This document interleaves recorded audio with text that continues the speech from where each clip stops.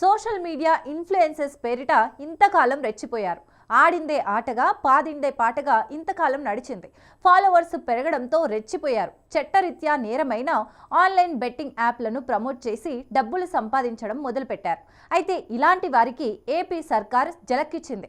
Social media అకౌంట్ల ద్వారా online betting యాప్లు ప్రమోట్ చేసిన వారిపై సైబర్ క్రైమ్ పోలీసులు చర్యలు తీసుకుంటున్నారు.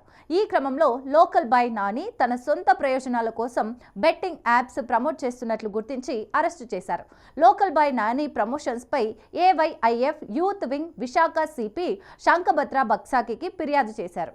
లోకల్ బాయ్ నాని ప్రమోషన్స్ పై AYIF youth wing Visakha CP Shankhabrata బాక్సీకి ఫిర్యాదు చేసింది. విచారణ చేపట్టి చట్టపరమైన రూల్స్ అతిక్రమించాడని నిర్ధారించారు. నానిని అరెస్టు చేసిన పోలీసులు కోర్టులో హాజరుపరిచి రిమాండ్కు తరలించారు. అయితే విచారణలో సంచలన విషయాలు వెలుగులోకి వచ్చాయి. మరికొంతమంది సోషల్ మీడియా ఇన్ఫ్లుయెన్సర్స్ కూడా బెట్టింగ్ యాప్లను ప్రమోట్ చేస్తున్నట్లు పోలీసులు గుర్తించారు.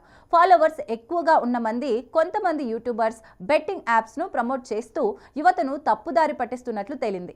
ఇప్పటికే చాలా మంది యువకులు ఈ బెట్టింగ్ యాప్లలో నష్టపోయి సూసైడ్స్ చేసుకున్న ఘటనలు ఉన్నాయి. దీంతో బెట్టింగ్ యాప్స్ ను ప్రమోట్ చేస్తున్న వారిపై సైబర్ క్రైమ్ పోలీసులు సీరియస్ గా ఫోకస్ పెట్టారు. బెట్టింగ్ యాప్లను ప్రమోట్ చేస్తున్న వారిని గుర్తించేందుకు స్పెషల్ టీమ్స్ రంగంలోకి దిగాయి. ఎవరెవరు ఇప్పటి వరకు ప్రమోట్ చేశారు అనే వివరాలను సేకరిస్తున్నారు.